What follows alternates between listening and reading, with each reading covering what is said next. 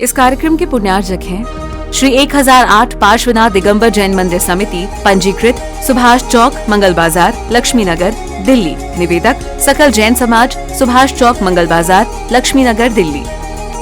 धर्म प्रेमी बंधुओं, भक्ति की गंगा बह रही है और भक्ति की गंगा में सब आनंद ले रहे हैं, सरबोर हो रहे हैं, भक्ति डुबकी लगा रहे हैं। और इस जिनालय में आकर के ऐसा लगता है जैसे किसी तीर्थ क्षेत्र पर आ गए हो। देखिए, कोई तीर्थ यात्रा करने जाएगा तो पहले उसको महावीर जी जाना पड़ेगा, फिर 100 किलोमीटर दूर तिजारा जाना पड़ेगा, फिर उसके बाद में तीसरे नंबर पर पदमपुर भी जाना पड़ेगा। लेकिन ये जिनालय में आ जाओ निर्वाण विहार की तो तीनों वेदियों की सदृशता एक ही जगह मिल जाती है। तो का तीनों के दर्शन, तीन तीन क्षेत्र के दर्शन एक साथ हो जाते हैं। तो यहाँ तीर्थ क्षेत्रों की ये त्रिवेणी है और प्रतिमाएं भी इतनी सुंदर बनाई गई हैं। उपाध्याय गुप्ती सागर महाराज जी के पावन सानिध्य बनाई गई हैं और ऐसी सुंदर बनाई गई हैं कि बिल्कुल ऐसा लगता है वेदी के दर्शन करके कि जैसे साक्षात महावीर जी में ही आ गए हों, ऐसा। तो और अभी अपन ने ज्ञानमती माता जी की पूजन पढ़ी और बहुत ही उन्होंने भक्ति भाव ऐसे भरे हुए हैं कि वास्तव में अगर भक्ति के भाव देखना है पूजन में तो ज्ञानमती माता जी की पूजन में मिलते हैं। और औने का भक्ति का फल मैं चाहूं, निज पद में विश्राम। अरे निज पद में विश्राम तो यहाँ हो गई जब क्षेत्र का ही और मंदिर का नाम ही निर्वाण विहार है, तो फिर निज पद में जब हम विश्राम करेंगे तभी तो निर्वाण को पाएंगे, अन्यथा निर्वाण को कैसे पा जाएंगे। तो ऐसे उस परम पुनीत जिसकी हम कामना कर रहे हैं निर्वाण क्षेत्र की, तो वह निर्वाण हमें प्राप्त हो और हम प्रभु की भक्ति में यहाँ पर आनंद ले रहे हैं। तो देखिए, आज हम यहाँ पर कल्याण मंदिर विधान करने जा रहे हैं। कौन सा विधान? कल्याण मंदिर विधान। देखिए, 24 तीर्थंकर भगवान कोई कम नहीं होते हैं, सभी भगवान बराबर होते हैं। लेकिन यहाँ पर देखिए आप, अगर सबसे सुपरहिट भगवान हैं तो वो है पारसनाथ भगवान, सबसे सुपरहिट। सब भगवान के निर्वाण महोत्सव मनाए जाते हैं, लेकिन जैसा निर्वाण महोत्सव पारसनाथ भगवान का मनाया जाता है, ऐसा उन शासन नायक महावीर भगवान का भी नहीं है। जबकि देखा जाए तो भगवान का शासन काल भी सबसे कम रहा। इनका 24 तीर्थंकर भगवान में सबसे कम शासन काल अगर किसी का रहा है तो भगवान पारसनाथ स्वामी का रहा है। और उस कम शासन काल में भी भगवान सुपरहिट हो गए। आखिर ऐसा इन्होंने क्या किया कि जो सुपरहिट हो गए? तो उस सुपरहिट होने में शायद लगता है कि जैसी वो एक फिल्म आती थी ना, वो अनिल कपूर की, कि एक दिन का मुख्यमंत्री, वह बना और सुपरहिट हो गया। ऐसे ही लगता है कि भगवान एक दिन के बाद कम समय के वह शासन नायक बने और लेकिन सबसे सुपरहिट हो गए। तो इतने सुपरहिट होने में कारण क्या है? देखिए, हमेशा अगर हीरो को कोई सुपरहिट बनाता है तो वह खलनायक होता है, विलेन होता है। कौन होता है? जिसके पीछे विलेन लगा हो, नियम से वह सुपरहिट होगा। तो ऐसे ही पारसनाथ भगवान के पीछे भी उनके ही भाई कमठ से लेकर के और काल संवर देव तक वह खलनायक बन के लगे रहे, तो भगवान सुपरहिट हो गए। तो अगर अपने पीछे कोई खलनायक लगा हो तो जानना कि यह हमें सुपरहिट करने के लिए लगा हुआ है, तभी हम जाकर के ऊंचाइयों तक पहुंचेंगे। तो अब आखिर हमें देखना ये है कि उन भगवान ने ऐसी कौन सी हीरो की भूमिका निभाई कि जिससे वह सुपरहिट हो गई।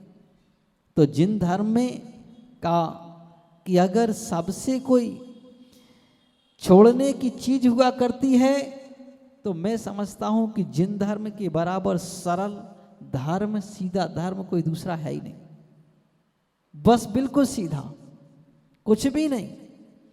अगर जिन धर्म में भगवान बनना है तो कोई बहुत बड़ी प्रक्रिया करने की आवश्यकता नहीं है। सबसे सरल प्रक्रिया करने की आवश्यकता है, और वह सरल सबसे प्रक्रिया क्या है कि मात्र 5 चीजें जिसने छोड़ दी। कितनी? ओनली 5। छठवीं की कोई आवश्यकता नहीं है। 5 चीजें जिसने छोड़ दी वह नियम से भगवान बन जाएगा। कौन सी 5 हैं? वह 5 चीजें हैं। 1 मिथ्या, 4 कसाय, क्रोध, मान, माया और लोभ। तो क्रोध को छोड़ेंगे तो क्षमा भाव आएगा। कौन सा भाव आएगा? क्षमा भाव आएगा। और जब क्षमा भाव आएगा तो नियम से ये सारी प्रक्रिया प्रारंभ हो जाएगी। और वह क्षमा भाव भगवान पारसनाथ स्वामी ने मुझ से कह के नहीं दिखाया। हम जैसे संत माइक पर बैठ करके बोल देते हैं क्षमा भाव, लेकिन ये भी नहीं दिखाया उन्होंने। क्या दिखाया? जीवन में आत्मसात करके दिखाया। बस वह क्षमा भाव की जिन्होंने अपने जीवन में आत्मसात करके दिखाया तो वह फल भी पाया हर बार, और का उस पद को पाया जिसका प्राप्त करने के बाद द्वारा कभी संसार में आना नहीं हुआ करता है। तो का देखिए वह क्षमा भाव का प्रभाव।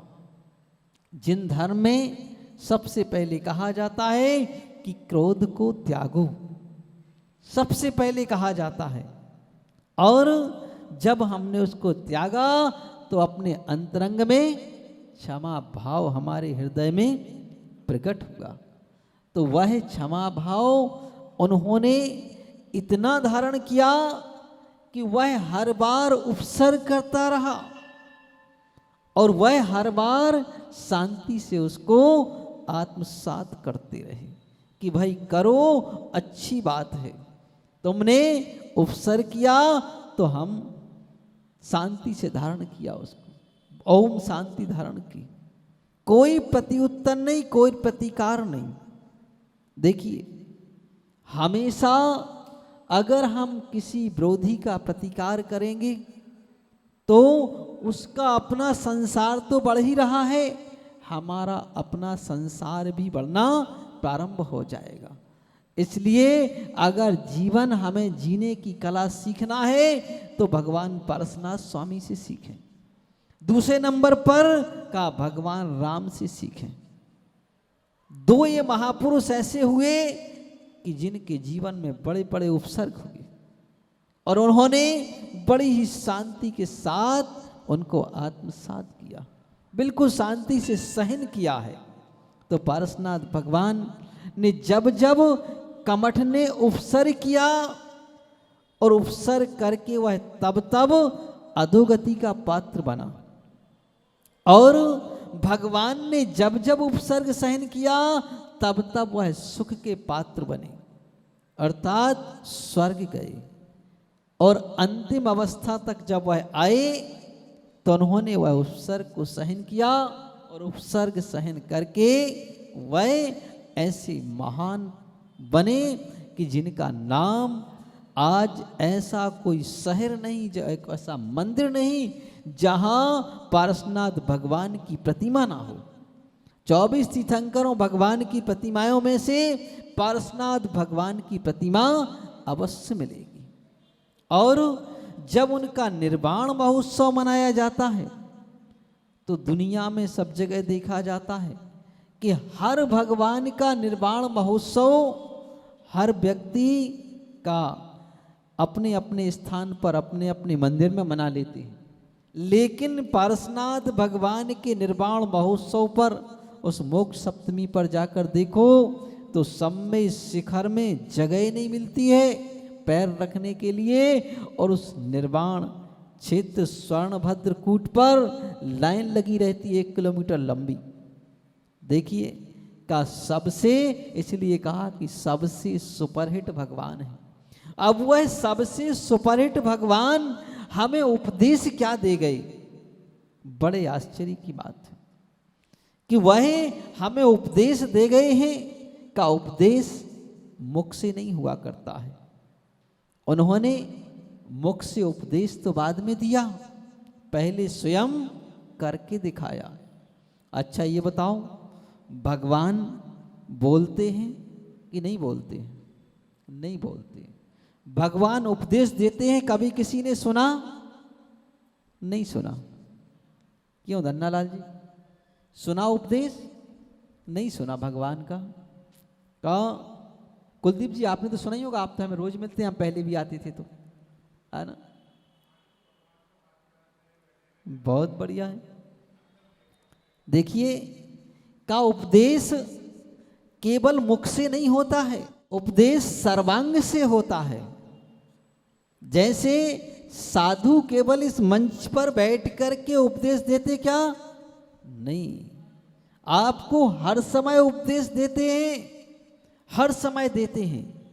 कुछ उपदेश क्रियात्मक होते हैं, और सबसे बड़ा उपदेश वो ही होता है जो स्वयं करके दिखाया जाता है। बालक से अगर आप छोटे बालक से कुछ यहाँ आकर के बोलो कि यहाँ आकर के तुम भगवान को नमस्कार करो, बालक कभी नहीं करेगा। कैसे करेगा वह? बालक को अपने पीछे खड़ा कर लो, तुम उसके आगे खड़े हो जाओ, तुम जैसी क्रिया करोगे वो अपने आप करने लग जाएगा। इससे बड़ा कोई उपदेश नहीं होता है। इससे बड़ा जो स्वयं करके दिखाते हैं, उससे बड़ा कोई उपदेश नहीं होता है। तो जैसे गुरु होते हैं, तो गुरु जैसा करते हैं, उनके शिष्य उनका अनुसरण अपने आप करने लग जाते हैं। गुरु सामयिक पे बैठ गए, वो स्वयं बैठ जाते हैं। गुरु बैठ गए, चलो जल्दी बैठो, जल्दी बैठो, गुरु बैठ गए, है ना? गुरु ने स्वाध्याय शुरू किया, जल्दी चलो, स्वाध्याय शुरू हो गया है। तो जैसा गुरु करते हैं, शिष्य वैसा अपने आप करने लग जाते हैं। तो ऐसे साधु संत प्रति समय हमें उपदेश देते हैं। क्या उपदेश देते हैं? का प्रवचन के माध्यम से तो दे ही रहे हैं। साधु तुम्हें चलना सिखाते हैं।